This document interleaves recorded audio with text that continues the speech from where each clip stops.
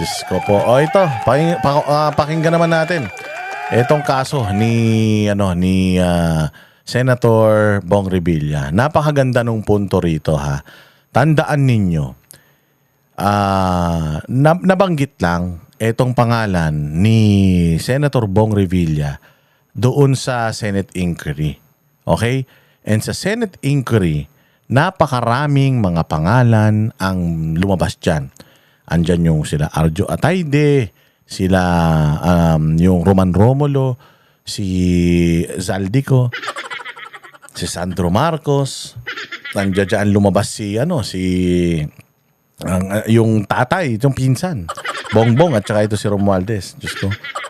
Lumabas lahat yung pangalan niya at marami pang iba. Lumabas pa Yusek Bersamin, si Pangandaman, si E.S. Bersamin, lumabas din. Lumabas din yung pangalan ng ibang mga senador. Pero tingnan ninyo, ang una na tinrabaho si Senator Bong. Sabi ko nga sa inyo, yung Cavite Connection. Yung Cavite Connection, si Lacson, si Remulla, yung DOJ, puros mga tiga Cavite yan. Diyos ko Lord. So alam mo na kung anong agenda nila. Bakit tinitira si Bong Revilla at saka si Kiko Barsaga. Baka hindi ko sinasabing totoo, pero baka ang target talaga nila makuha yung Cavite sa mga pamilyang ito. Tingnan ninyo. Nakasuhan si Bryce Hernandez, nakasuhan si Alcantara, nakasuhan si Yusek Bernardo, pati siya kasama. 4 sila. Actually, may isa pa. Yung 3 plus siya. 4 sila. Sa 4 na kinasuhan mga bossing, siya na lang ang nakakulong at siya na lang ang nag-iisang kinakasuhan ngayon. Bakit? Putang ina, ginawang state witness yung mga tarantado. Yung Alcantara, Bernardo, tsaka yung Bryce, gagawin mong state witness. Gago ka? Paano mo gagawing state witness? Sumumpa sila sa Senado. Inamin nila yung mga krimen nila ginawa nila. Inamin nila na naglalabas sila ng pera sa kasino. Inamin nung mga nagsoli nga si Bryce Hernandez, sinoli yung SUV. Sinoli yung Lamborghini.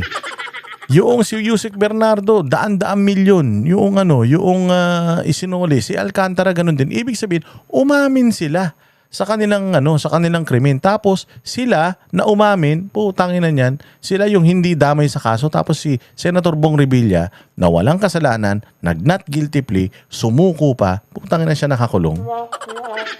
Anak ng putya na yan, saan nang hustisya sa ganyan? Pakinggan natin to. Senador Bong Revilla nang dumating sa Justice Department. Yan ay para humarap sa preliminary investigation ng kanyang plunder case kaugnay sa flood control scandal.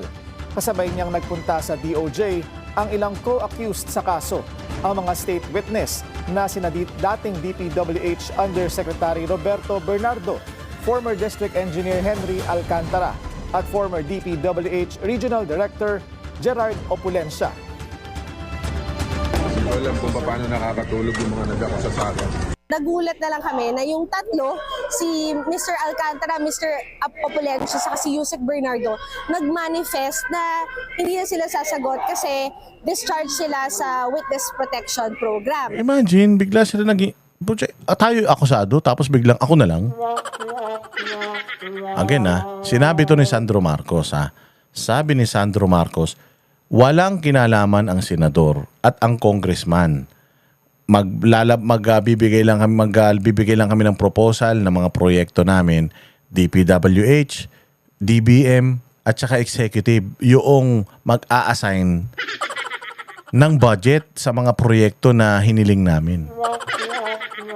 Dahil walang disbursing power ang Congress at ang Senate. So paano po itong si Senator dating Senador Bong Revilla paano siya yung most guilty? Kasi ang papasok lang mga bossing sa Witness Protection Program yung least guilty. Putang ina, paano magiging least guilty si Yusek Bernardo? Siya nga ang pinuno ng sindikato na yan. Sila nga yung mga nagsoli ng pera Nabanggit lang nila yung pangalan nito Susunod na nga niyan si Chis Escudero, si Villanueva, tsaka si Jinggoy. Isusunod na nila yan kapag nagkagipitan Para lang masabi na may mga nakulong na malalaking isda Pero ang totoo, putya na, si Zaldico, sinabi na ni Zaldico kung sino yung mga magnanakaw. Meron pang text messages ngayon na umiikot na putya, yung Bersamin, si Bongbong, may usap-usapan patungkol sa perang ninanakaw sa bayan. Putang ina niya. Tapos ito si Bong Revilla nakakulong. Ayop naman na yan talaga. Grabe yung panloloko to. So nakakapagtaka, 4 na respondents, 3 nasa witness protection, 1 lang matitira. Kung titignan nyo yung mga affidavit o salaysay ni Yusek Bernardo, makikita nyo na nag-iiba-iba yung kwento niya. Saan nag-iiba-iba? Una, magkakaiba yung mga petsa kung kailan di umano binigyan ng pera o dinala yung pera sa bahay ni Senator Bong. Okay? Iba-iba yung petsa. Pangalawa, nag-iiba-iba yung amount. Okay? Pangatlo, nag-iiba-iba yung number ng deliveries. Sa labas naman ng DOJ, nagtipon ang mga taga-suporta ni Revilla. Buwelta nila kung sino pa ang tunay na may sala, sila pa ang nasa Witness Protection Program. Tiwala rin silang maabswelto si Revilla. Manatiling nakatutok sa bilyonaryo Oh, hindi ba? Oh. Sa akin lang sa akin lang mga bossing. Sa akin lang mali yung ginagawa nila na yan. Kasi okay lang man sa akin, di ko naman sinasabi na walang kasalanan ito. Pero sabi ko nga sa inyo, si Senator Bong, hindi yan kailanman tumakas para magtago. Capable man siya. Pero the fact na piniresinta niya yung sarili niya, siya mismo ang sumuko, ibig sabihin, malinis ang konsensya niya. Walang kriminal na gagawa niya. Ang ayaw na ayaw ng kriminal, yung makulong. Tingnan mo si Atong Ang, hindi pa nahuhuli. Sa lahat ng ayaw ng kriminal, yung makulong. Pero siya mismo, kaya nga sabi ko sa inyo, mga magnanakaw, gagawin yan lahat para hindi sila makulong. Magnanakaw ng 100 bilyon, 50 billion doon sa ninakaw nila, gagamitin nila para hindi sila makulong hanggang sa mamatay sila. Ganon, ang i-delay ng kaso hanggang sa mamatay sila, hindi na sila pwedeng habulin. Ganon ang klase ng mga magnanakaw sa Pilipinas. Takot yan makulong mga kriminal. Ito si Bong Revilla, siya mismo ang sumuko. Anong indikasyon yun na wala siyang kasalanan? Kasi kung may kasalanan yan, tumakas na yan. Kung may kasalanan yan, putyakin na, matagal nang sumakay ng ng eroplano yan palabas ng Pilipinas, di ba? Oh. Kami ang boses ng masa, hindi natatakot. Katotohanan lang, di kami nalulunod.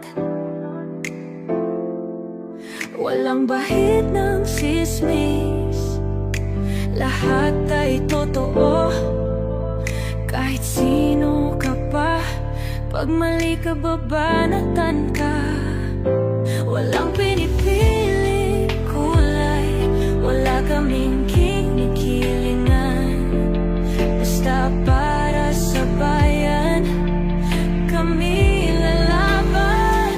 Pagdama palapakan, pag mali banatan, di matitinag, di matatakot. Para sa bayan, tuloy ang sigaw. Sa harap ng kamera, walang halong takot. Mga baluktot, lahat kayo'y tutumba. Ang hustisya at totoo, yun lang ang mahalaga. Kahit sinong harang, di kami matitinag.